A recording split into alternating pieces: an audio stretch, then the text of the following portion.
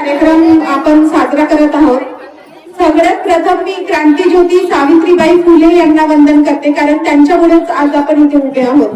इथे मला सगळ्यात जास्त आयोजकांचं कौतुक करावं असं वाटते, ज्यांनी पण हे कार्यक्रम अरेंज केला आहे, की त्यांनी एकदम ग्राउंड लेवलला ज्या महिला काम करतात, तुमच्या सोबत ज्या कनेक्ट होतात, त्या महिलांचा सत्कार केला आहे. असं नाही की खूप मोठे मोठे सेलिब्रिटी बोलवले आहे, ते आपापलं सांगतात आणि जातात. त्याचा तुमच्या जीवनात तुम्हाला काही उपयोग होते का? काहीच उपयोग होत नाही.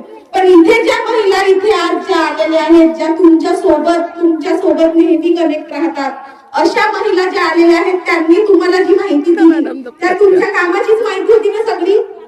म्हणजे महिला दिन करतो याचा उपयोग तुमच्या जीवनात होणार आहे, कारण त्याच्यातून तुम्हाला एक चांगली माहिती मिळाली. आज तुम्ही अख्खा दिवस तुमची 300 रुपयाची मजुरी टाकून इथे बसले आहे, सगळे भाषण देऊन जातील, त्याचा काही उपयोगच होणार नाही, तर काय होईल?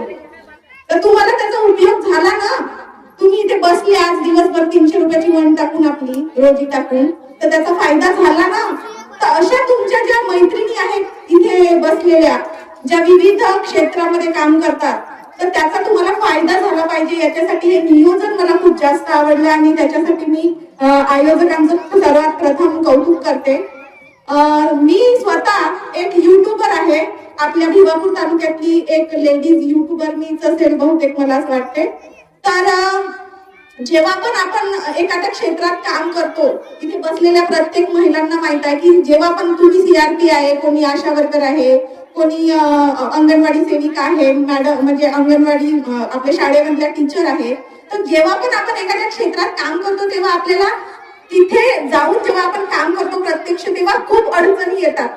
एक युट्यूबर म्हणून मला खूप जास्त म्हणजे असं अनुभव आला आहे की स्त्रियांना एक्सेप्ट करणं अजूनही समाजासाठी सोपं नाही आहे. आपण ज्या स्त्रिया आहोत त्यांनीच एकमेकांना सपोर्ट करायला पाहिजे, एक्सेप्ट करायला पाहिजे असं मला वाटते. दुसरी गोष्ट महत्वाची म्हणजे मला इथे काही भाषण द्यायचं नाही. भाषण ऐकून तुम्ही सगळेजण खूप बोर झाले आहे माहिती आहे मला. पण मला एकच सांगायचं आहे की एक स्त्री म्हणून तुम्ही स्वतःची काळजी घेणं खूप जास्त आवश्यक आहे.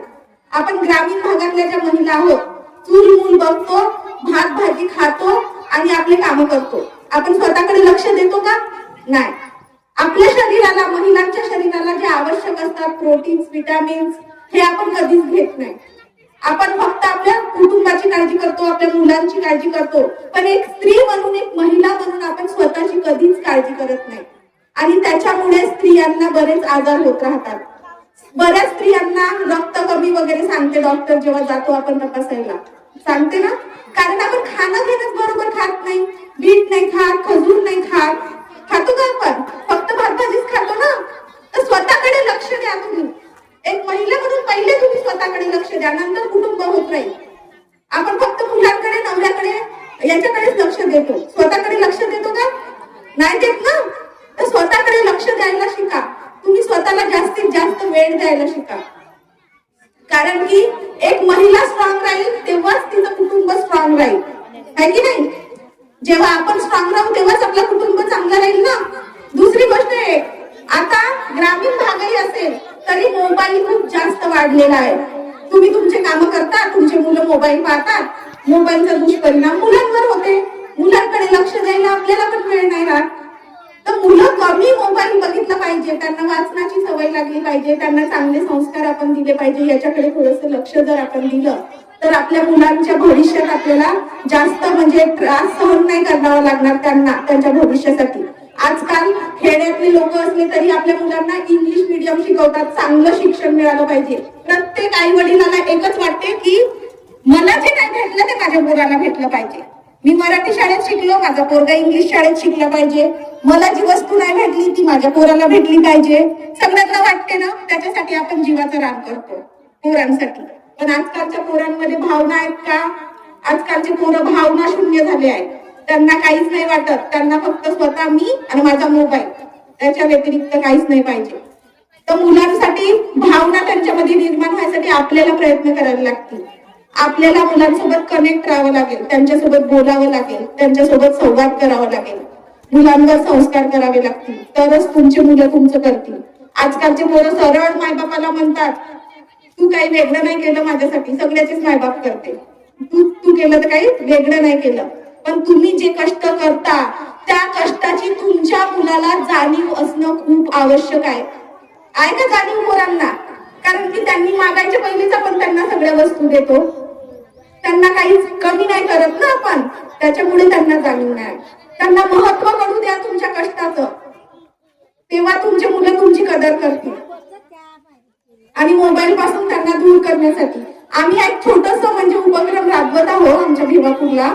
छोट्या मुलांसाठी वाचाल तर वाचाल म्हणून आम्ही एक उपक्रम सुरू केला आहे की 7 ते 8 म्हणजे जो टाइम असतो सायंकाळचा, तर 1 तास आम्ही वाचनसाठी पोरांना कनेक्ट करतो. जे छोटे तुमचे पोरं बसले आहेत, इथे छोटे मुलं बसले आहेत, कुठले पण विषयावर एक पुस्तक घेतो आम्ही आणि विहारात बसून त्यांना वाचायला, स्वतः वाचतात ते पोरं किंवा मग आम्ही वाचून त्यांना. जसे आपले महापुरुष आहेत, डॉक्टर बाबासाहेब आंबेडकर आहेत, सावित्रीबाई फुले आहेत, राजश्री शाहू महाराज आहेत, छत्रपती शिवाजी महाराज आहेत, तर ह्या सगळ्यांबद्दल आपल्या पोरांना काय माहित आहे? 14 एप्रिलला काय असते विचारा एखाद्या पोराला आता तुम्ही, तो सांगेल की 14 एप्रिलला डॉक्टर बाबासाहेब आंबेडकरांचा हॅपी बर्थडे असते, आम्ही डीजे लावतो ना नाचतो. त्यांनी काय केलं हे माहित आहे का त्यांना? आपल्याला पण नाही माहित आहे, कारण आपण वाचलंच नाही.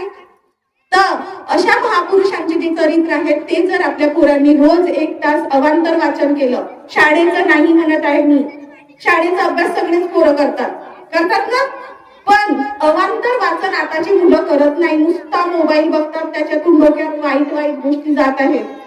जर त्यांनी चरित्र वाचले महापुरुषांचे तर त्यांना थोडस तर समजेल, त्यांचा डोका थोडासा. शिवाजी महाराज जेव्हा लहान होते तेव्हापासून त्यांच्या आईनी जिजाई मातानी त्यांच्या डोक्यात स्वराज्याचं स्वप्न कोरलं होतं, म्हणून ते शिवाजी महाराज मोठे झाले. कोणामुळे? आईमुळे. तसे तुमच्यामुळे तुमची मुलं चांगले होऊ शकतात जर तुम्ही त्यांच्या डोक्यात चांगल्या गोष्टी घातल्या तर. म्हणून मी सगळ्या महिलांना विनंती करते, तुम्ही सगळे माझ्यापेक्षा मोठेच आहे, तुम्हाला सगळ्या गोष्टीचा अनुभवच आहे, अनुभवाने माणूस जास्त शिकतो असं मला वाटते. तर तुम्हा सगळ्यांना माझी विनंती आहे की तुम्ही तुमच्या मुलांकडे थोडं जास्त लक्ष द्या, वाचनाकडे त्यांचा म्हणजे कल थोडासा वाढवण्याचा प्रयत्न करा, कारण की आजचे हे छोटे मुलं आपलं भविष्य आहे. आपलं भविष्य तर झालं, आपली वय तर झाली, मुलांचं भविष्य आहे. म्हणून सगळ्यांना माझी नम्र विनंती आहे. आणि अशा खूप चांगले चांगले असे तुम्ही कार्यक्रम जे घेता ते तुमच्या गावामध्ये ते तसे घेत जा.